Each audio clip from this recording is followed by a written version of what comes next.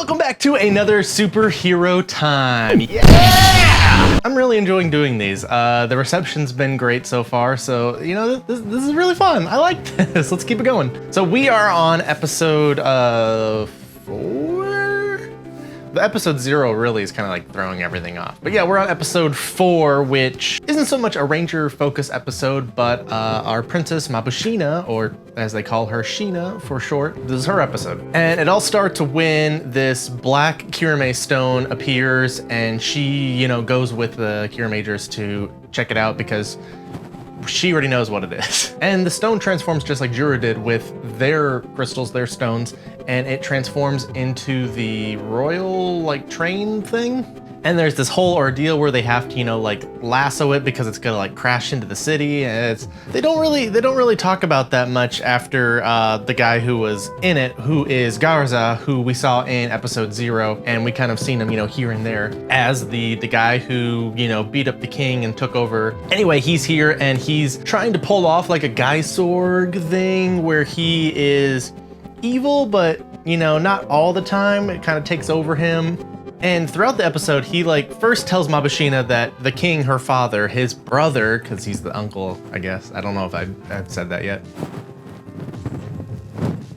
He says that he is alive, but then he also goes back in the later of the episode and says that he's dead. I know better because the king is in the intro and he's clearly alive. Like they wouldn't put him in the intro if he was, you know, just in that one scene. Like he's alive. He's gonna come back, or he's important somehow, or maybe he's really, you know, the main bad guy.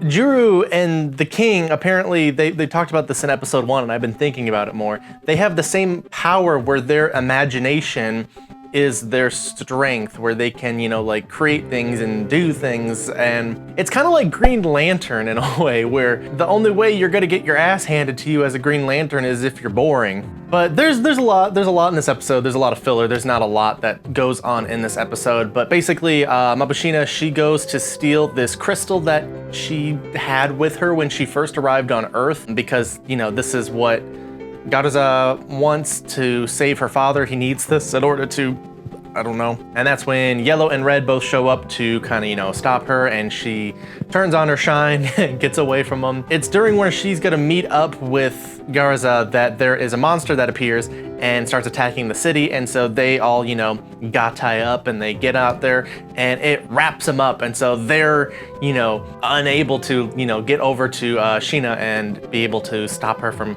handing over the crystal. But suddenly, somehow, Red does it, and then he explains that he brought back the Gemini doll, which is, I love it. I'm so upset with Sentai, because Sentai is the tokusatsu series that does this the most, where they will introduce something and then never talk about it again. They'll sell it in stores, they'll sell it on the shelf for the entire run of the show, but they've only maybe will use it that one episode. Maybe they'll bring it back, you know, like in another episode like once, but like literally 2 episodes later and here it is again. I hope they keep using, you know, these things throughout the show, because that's really cool to me. But what I think the biggest takeaway from this episode is he starts fighting Galza because it's revealed that Galza is evil, and that he has a laugh that he laughed because Jyajyu, you know, dreamt of this whole like coup that they had in Crystallia, and so he knows, and he reveals that he knows that he's lying. And so they get into this huge fight, and I think this is the episode that I'm gonna say that I'm actually starting to really like Jyajyu. There was another Sentai season called Gosager, where your main character, your main, you know, Red Ranger, his name was Alita, and he was really, he's really annoying. He like is just super cheerful, but he's like, got like that punchable face, and he's just the bear, really. But I think it's around like episode 16, don't quote me on that, where like literally it's just him and the guy that destroyed the gateway to heaven, and he gets super like furious and serious and just gets into this fight, and it was such a good fight. It was such a good, you know, everything. And that was the episode for me that I was like, okay, maybe I misjudged this guy a little bit. This guy's got some fire to him.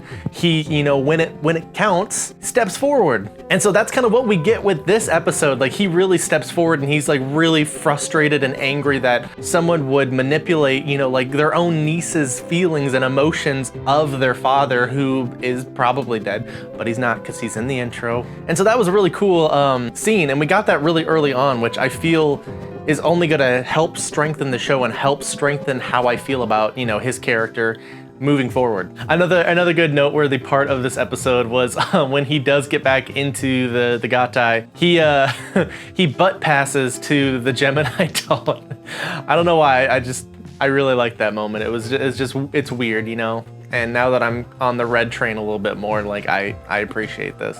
But then the Crystallia Royal train comes back that Garza is controlling it, and it turns into a Gatai too, which is like a dinosaur, like a Tyrannosaurus Rex with like a chainsaw tail. Like, I want you guys, anybody who can come up with a more dangerous combo than that, drop it in the comments below, because this one's pretty wild. But yeah, and he easily has them on the ropes, and then in typical Sentai fashion, it's just like, I'll be back later, ooh, and disappears. And I hate it when they do that. Just lay it all out right there, or do something, you know? It's really lazy. All right, and our comment of the episode comes from episode 1, the Machine Are Born episode, and this comes from Common Beyblade. And they said, Squall making a video right after another one. It's a miracle. That's right, it is a miracle. I'm gonna keep uploading these while we play catch up, so if you're new to the channel, or if you've been on the channel for a while, you're gonna start to see, you know, a couple more of these coming your way. I'm thinking about doing one every other day when it goes up. But if you're on Patreon, $1 a month. If you're on Patreon, you can get access to every episode that's out that maybe hasn't even come out yet. You'll obviously get it a day early when it, you know, drops, but that's up for you guys if you wanna, you know, help out and support the channel. But that's all that I have for this episode. This is I think maybe the worst one so far. Like, there was really good parts, like the fight, and kind of, you know, just like a little bit of the other, you know, fun, whimsical things they did. But putting this, you know, to the other episodes, this one really kind of doesn't meet the pars. Like, I'm really excited to learn more about this team. Like, I'm really excited to learn about Yellow and Pink and you know, even Red at this point. And I feel like kind of, you know, sidestepping to Mabushina, which is great, which is good. You know, it gives us these great moments. Just kind of felt like the wrong time. Like, I wanted to kind of get accustomed to the whole team, you know, as Sentai usually does. So I think that's why this episode threw me a little bit. But what did you guys think? Leave a comment down below with your favorite part of this episode, or what you saw that maybe I didn't talk about, and let me and everyone else know. But don't post any spoilers for any episodes beyond this one. We don't want to spoil and ruin anybody else's enjoyment of this show. But that's all I got. I'll see you guys on the next one, episode 5. Stupid episode 0's throwing me off. Bye.